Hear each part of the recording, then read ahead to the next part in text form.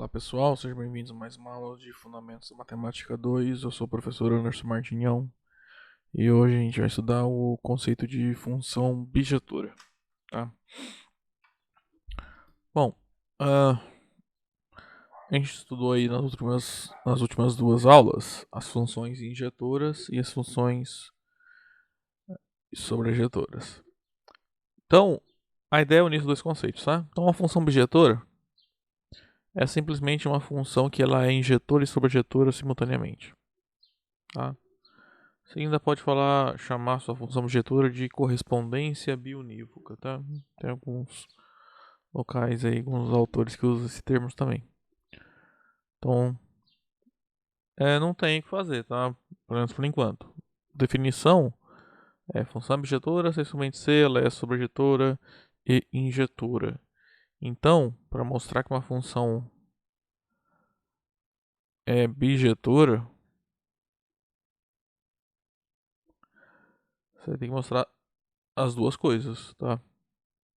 Você tem que mostrar que f é injetora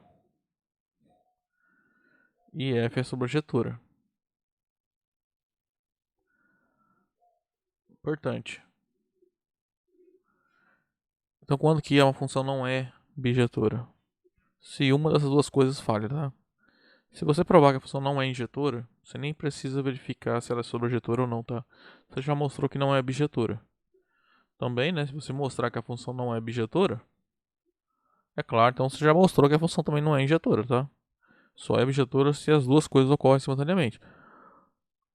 Então, isso é equivalente a dizer, você tem que provar então, aquelas duas propriedades.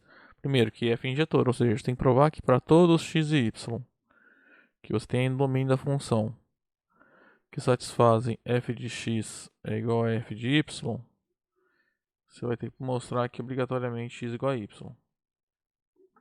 Também você tem que mostrar que para todo y no contradomínio existe um x no domínio que satisfaz f de x é igual a y. Então, para mostrar que uma função é bijetora, você tem que mostrar essas duas coisas, tá?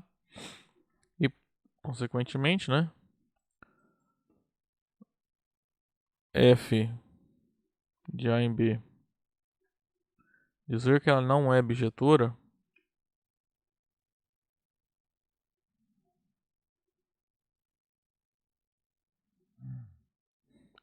é equivalente a dizer que f não é injetora ou f não é sobrejedora. Então, de novo, se eu mostrei que a função não é injetora, acabou, já não é bijetora. Então, se tiver um exercício que fale, pede para você verificar se a função é bijetora, se você mostrar que ela, por exemplo, não é sobrejetora, já terminou o exercício, já provou que não é bijetora. Também, se você mostrar que a função não é injetora, já acabou, você não precisa, já pode concluir que ela não é bijetora, tá? Então, vamos ver alguns exemplos. Vamos pegar aqueles mesmos exemplos que a gente fez nas aulas passadas, tá? Então, por exemplo, essa função aqui, ó, fx igual a x quadrado, ela não é injetora, né? Por que ela não é injetora? Porque f de 1 é igual a f de menos 1, por exemplo, tá? Só que se eu restringir o domínio, ela é injetora, tá? Pega só os números não negativos, tá? Ela é injetora, mas não é sobrejetora, né? Essa g definida assim, ó, não é sobrejetora, porque nenhum número negativo está no domínio dessa função. Então ela não é sobrejetora. Então essa g do jeito que está não é bijetora. Só que se eu restringir também o contradomínio, colocar só os reais positivos, então definir essa função h, ó, que pega reais não negativos, leva nos reais não negativos, ela é definida por h de x igual a x quadrado. Essa função é simultaneamente injetora e sobrejetora. tá? Bom, ela é injetora, né? Porque a G já é, né? Eu só mexi no contradomínio. E por que ela é sobrejetora? Porque a gente viu no ano passado, né? Qualquer número positivo que você pegue, né? Que será no contradomínio, pega a raiz quadrada dele, vai ser uma para a imagem dele, né? Então todo elemento do contradomínio aqui está na imagem. Então essa H definida função x quadrado, né? Definida assim, ela é bijetora, tá? Então meio assim que quando a gente fala de função bijetora, injetora, o que interessa ali é o domínio. Quando você está falando de função sobrejetora, você está olhando lá no contradomínio. Quando você fala de função bijetora, você está olhando ambos simultaneamente, né? Considerando os impactos desses dois conjuntos para a função, né? Vamos lá, exemplo 2. Pega a função seno de x, tá? No domínio eu vou pegar todos os reais e o contradomínio intervalo fechado menos 1, 1. Essa função aqui, ó, a gente olhar o gráfico dela. Bom, duas aulas atrás a gente viu, né? Ela não é injetora. Por quê? Você calcular o f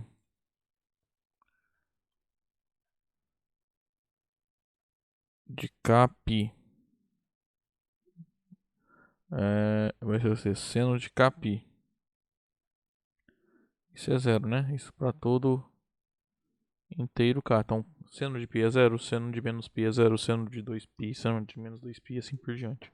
Todos são iguais a zero. Então, essa função não é injetora, tá?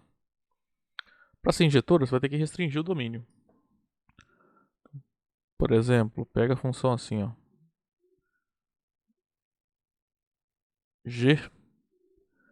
Aí eu vou restringir, por exemplo, o domínio para o intervalo fechado menos π sobre 2, π sobre 2. É uma maneira de restringir, tá? Então vai pegar do menor ponto aqui até o maior ponto em cima, né? Do ponto de mínimo dessa função até o ponto de máximo, né? O ponto de mínimo vai correndo menos π sobre 2 e o ponto de máximo lá no π sobre 2, tá? Então nesse caso a função vai ser injetora, tá? Se você passar uma reta paralela ao eixo x, né? Qualquer reta paralela a x que você passar, né? Se você olhar só nesse intervalo aqui, ó, só esse pedacinho, essa reta vai cruzar o gráfico da função em um único ponto, sempre. Então a função vai ser injetora nesse intervalo, tá? A f é sobrejetora, tá? De menos 1 a 1, seno, cosseno é sempre sobrejetora. Então, portanto, essa g também é sobrejetora, tá? Do jeito que a gente restringiu aqui, ó, ele vai...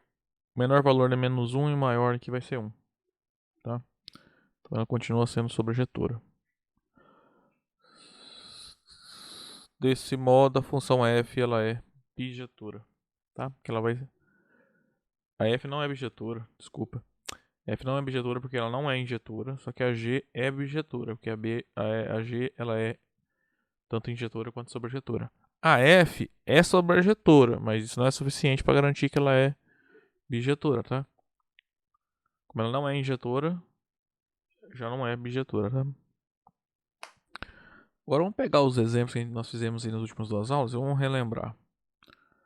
Essa função aqui, ó, nós vimos nas aulas anteriores. Ó, essa função ela é injetora, né? A gente viu lá na aula que a gente tratou de função injetora, né, que foi na 18. Na aula 19 nós vimos que essa função ela também é sobrejetora, tá? Então essa função é bijetora, tá? Acontece, se cair isso, por exemplo, no trabalho, numa prova, num exercício, para provar que essa função é bijetora, você teria que fazer aqueles dois exemplos que eu fiz nas aulas passadas e virar tipo um exercício, tá? Você dividir em duas partes. Sempre, tá? Teria que fazer isso. Próxima aula a gente vai ver, próximas aulas, uma caracterização das funções bijetoras, que vai ser bastante útil, tá? Uma outra maneira de provar que uma função é bijetora. Então, já vimos nas aulas passadas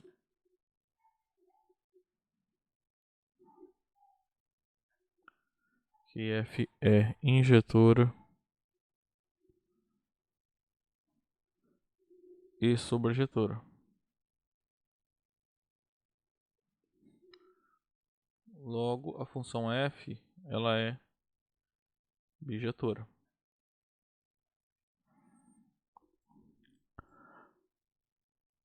Essa função aqui na aula passada a gente viu que ela não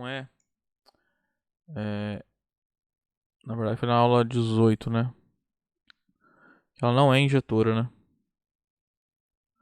A função não é injetora. Por exemplo, f de 1, 0 é igual a f de 0, 1. Ó, vou pôr de novo. Essa função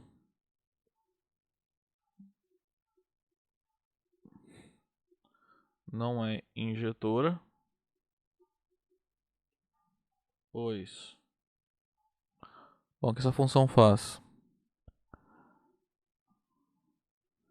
Ela multiplica, né, as coordenadas e soma elas. Mais 1 mais 0. Então faz 1 vezes 0 mais 1 mais 0. Isso dá 1. E o f de 0, 1 também dá 1, né? Que vai ficar 0 vezes 1 mais 0 mais 1. Então tem duas imagens, duas pré-imagens para uma mesma imagem, tá? Se não é injetora, já não é bijetora, tá? Portanto, f não é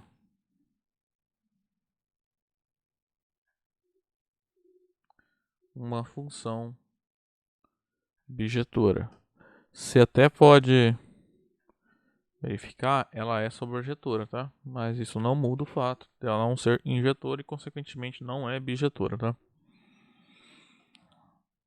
Essa função tá errado aqui, né? Aqui é aquela função que pega o número real e leva no par ordenado R2, que tem as duas coordenadas iguais ao número que você pegou, né?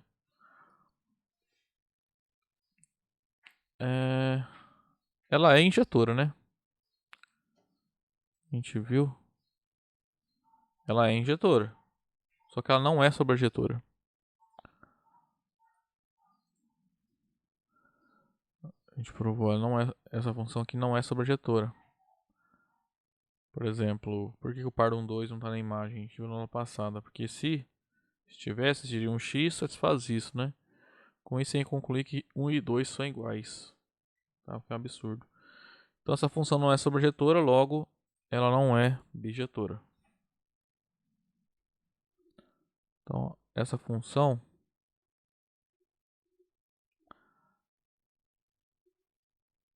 não é sobrejetora.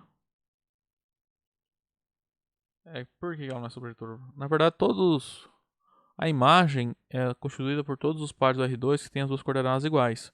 Então, se você pegar um elemento do R2 que tem duas coordenadas distintas, ele não vai estar na imagem dessa função, né? Por exemplo, o par 1, 2 não pertence à imagem da função f. Portanto, f também não é bijetora, tá?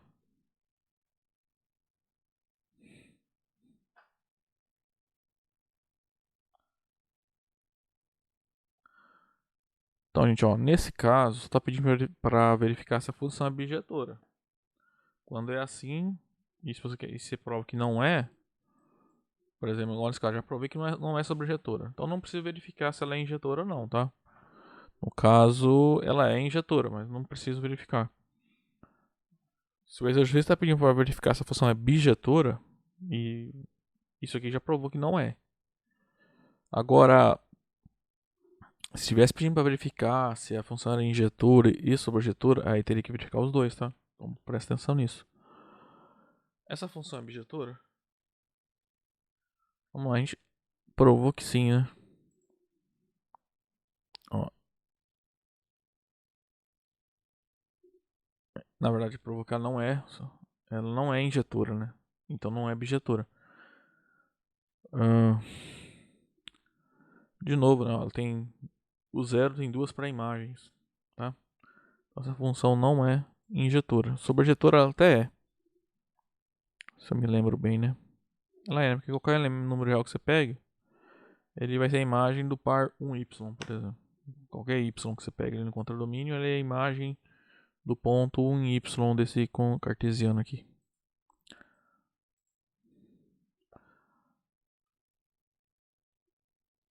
Essa função não é injetora.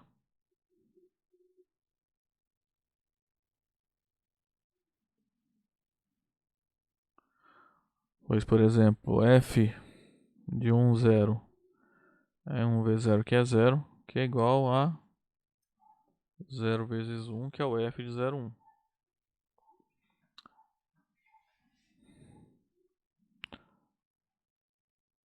Portanto, o f não é bijetora.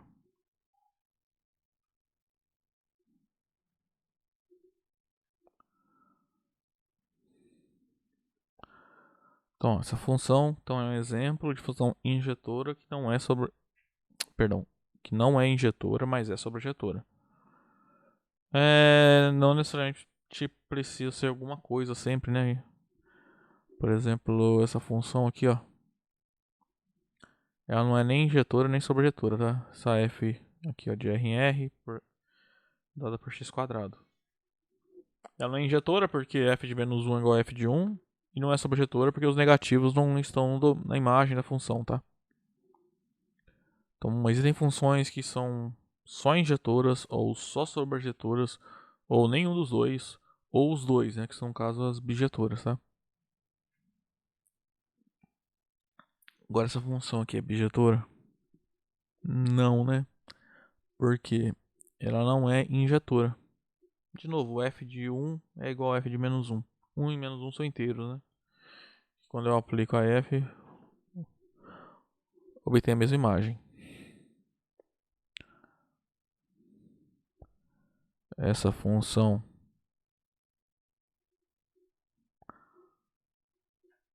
não é bijetora.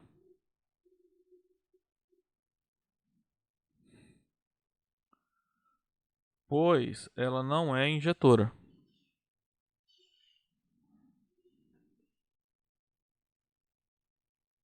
E por que ela não é injetora? Porque o f de menos 1 é igual a f de 1. Ambos são iguais a 1. Então, tem elementos distintos no domínio que tem a mesma imagem. A função não é injetora, tá? Toda função afim é bijetora, tá? Voltar nas duas aulas. Ela é injetora, tá? Nós provamos ó, que se eu tenho x1 igual a x2, f de x1 igual a f de x2, então você vai lá e manipula, né? Você vai obter que x1 é igual a x2. Também nós vimos que se a função, toda função afim é sobrejetora, né? Dado um y, você pega o x exatamente como sendo esse elemento, tá? Então f desse x vai dar o y que você pegou, tá? Então, só lembrando, essa aqui é o que a gente chama de função afim.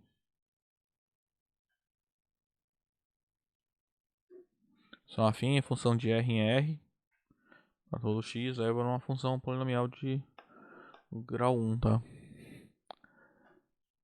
Todo x é como é que se calcula? É como se calculasse um polinômio de grau 1. Então, vou fazer toda função afim é bijetora. Tá? Essa afirmação tá provada ali nas últimas duas aulas. Eu não vou provar de novo. Qualquer coisa vocês voltem lá nas notas e deem uma olhada, tá? Ok? Bom, gente, a aula de hoje era isso, tá? Vou ficando por aqui. Nós nos vemos lá na próxima aula, em que a gente vai pegar as funções injetoras, sobrejetores e bijetoras e estudar propriedades envolvendo essas funções, tá? Até lá então.